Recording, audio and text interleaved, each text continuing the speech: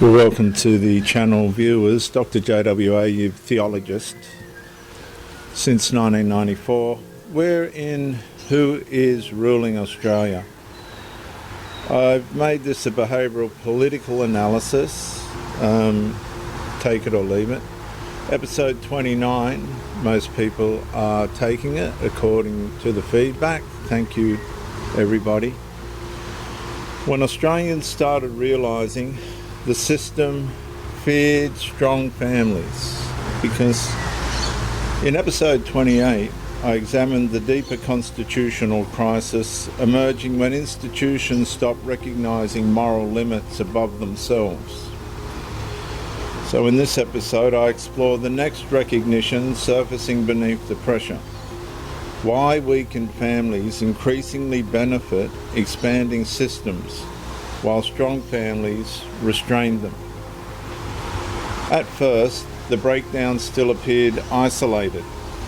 Another separation, another disconnected child, another exhausted marriage, another family drifting further apart beneath financial strain, digital saturation and institutional pressure, not to mention emotional fatigue. And Australians treated the fragmentation like unfortunate private hardship, rather than recognising the wider Australian consequences happening underneath it. Then slowly another recognition began surfacing beneath the exhaustion. Strong families created citizens harder to administratively absorb. A woman folds washing quietly across the couch arm while her husband scrolls silently through another stream of political outrage, economic fear and social confusion glowing from his phone. The children remain in separate rooms. Everyone still lives together, yet the atmosphere feels emotionally fragmented. And that matters enormously, viewers, because systems expanding through dependency quietly benefit when fathers lose authority, mothers lose stability, children lose grounding, communities weaken, and family identity dissolves into isolated individuals increasingly dependent upon institutional replacement structures. And the paradox deepens further. Politics continues speaking about well-being, while conditions increasingly undermine environments human well-being historically descended upon and depended upon. Longer work hours, higher housing pressure, digital overstimulation, economic insecurity, moral confusion, endless distraction cycles, and somewhere beneath the adaptation, Australians began noticing something difficult to ignore. The wider family becomes the stronger institutional, the weaker family becomes the stronger institutional management, and must become to, I'm going to say that again.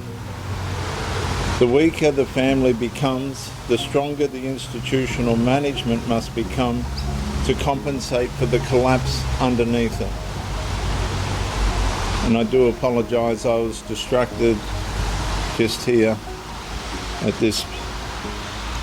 in this office.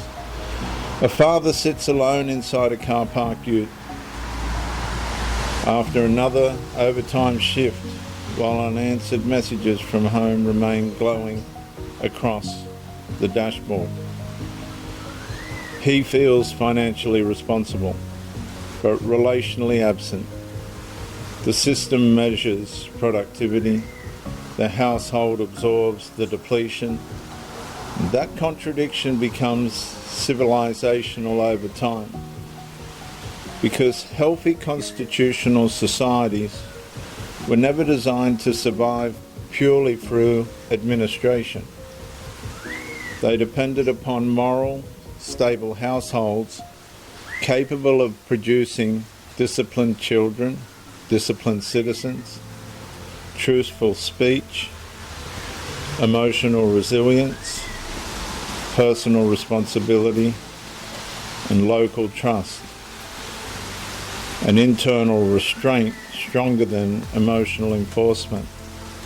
And this is why the Christian constitutional underlay in Australia matters profoundly, not as decoration, as protection. God above government, family before bureaucracy, conscience before coercion, dignity before utility, freedom joined inseparably to responsibility. And these principles, viewers, strengthen the household against absorption into permanent institutional dependency. And that changes the balance of power itself.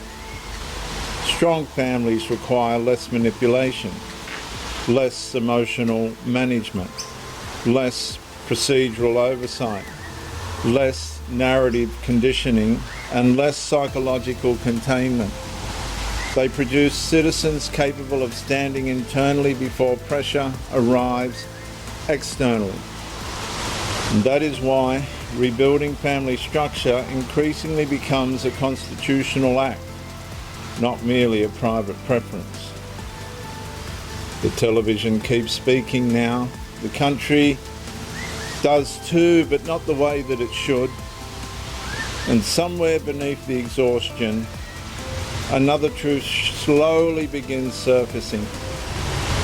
Systems expanding through dependency will always feel threatened by strong families, capable of raising morally grounded citizens who no longer require constant institutional management to remain stable. Viewers, in the next episode we're going to look at when Australians started rebuilding households the system could not control.